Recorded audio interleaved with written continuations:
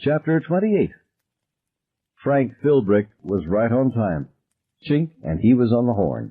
He didn't seem to be puffing and blowing as badly, though. Maybe he wanted to placate me. Or maybe he'd thought over my advice on his speaking voice and had decided to take it. Stranger things have happened, God knows. Decker, I'm here. Listen, that stray shot that came through the window wasn't intentional. One of the men from Lewiston. Let's not even bother, Frank, I said. You're embarrassing me and you're embarrassing these people down here who saw what happened. If you've got any integrity at all, and I'm sure you do, you're probably embarrassing yourself. Pause. Maybe he was collecting his temper. Okay, what do you want? Not much. Everybody comes out at 1 o'clock this afternoon, in exactly, I checked the wall clock, 57 minutes by the clock down here. Without a scratch, I guarantee it. Why not now? I looked at them. The air felt heavy and nearly solemn, as if between us we had written a contract in someone's blood. I said carefully, we have a final piece of business down here. We have to finish getting it on. What is it? It doesn't concern you, but we all know what it is. There wasn't a pair of eyes that showed uncertainty. They knew all right, and that was good, because it would save time and effort. I felt very tired. Now listen carefully, Philbrick, so we have no misunderstanding, while I describe the last act of this little comedy. In about 3 minutes, someone is going to pull down all the shades in here. No way they are, Decker. He sounded very tough. I let the air whistle through my teeth. What an amazing man he was. No wonder he screwed up all his drive-safely spiels. When are you going to get it through your head that I'm in charge? I asked him. Someone is going to pull the shades, Philbrick, and it won't be me. So if you shoot someone, you can pin your badge to your ass and kiss them both goodbye. Nothing. Silence gives consent, I said, trying to sound merry. I didn't feel merry. I'm not going to be able to see what you're doing either, but don't get any clever ideas. If you do, some of these people are going to get hurt. If you sit until 1, everything will be fine again, and you'll be the big, brave policeman everybody knows you are. Now, how about it? He paused for a long time. I'm damned if you sound crazy, he said finally. How about it? How do I know you're not going to change your mind, Decker? What if you want to try for 2 o'clock or 3? How about it? I asked inexorably. Another pause. All right, but if you hurt any of those kids, you'll take away my Junior Achiever card. I know. Go away, Frank. I could feel him wanting to say something warm, wonderful, and witty.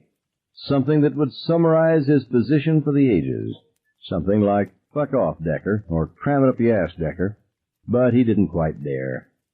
There were, after all, young girls down here. 1 o'clock, he repeated. The intercom went dead. A moment later, he was walking across the grass. What nasty little masturbation fantasies have you got lined up now, Charlie? Ted asked, still grinning.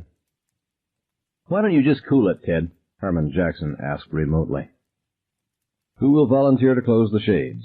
I asked. Several hands went up. I pointed to Melvin Thomas and said, do it slowly, they're probably nervous. Melvin did it slowly. With the canvas shades pulled all the way down to the sills, the room took on a half-dreamlike drabness. Lackluster shadows clustered in the corners, like bats that hadn't been getting enough to eat. I didn't like it. The shadows made me feel very jumpy indeed. I pointed to Tanis Gannon, who sat in the row of seats closest to the door. Will you favor us with the lights? She smiled shyly, like a Deb, and went to the light switches. A moment later we had cold fluorescents, which were not much better than the shadows. I wished for the sun and the sight of blue sky, but said nothing. There was nothing to say. Tanis went back to her seat and smoothed her skirt carefully behind her thighs as she sat down. To use Ted's adequate phrase, I said, there is only one masturbation fantasy left before we get down to business, or 2 halves of one whole, if you want to look at it that way.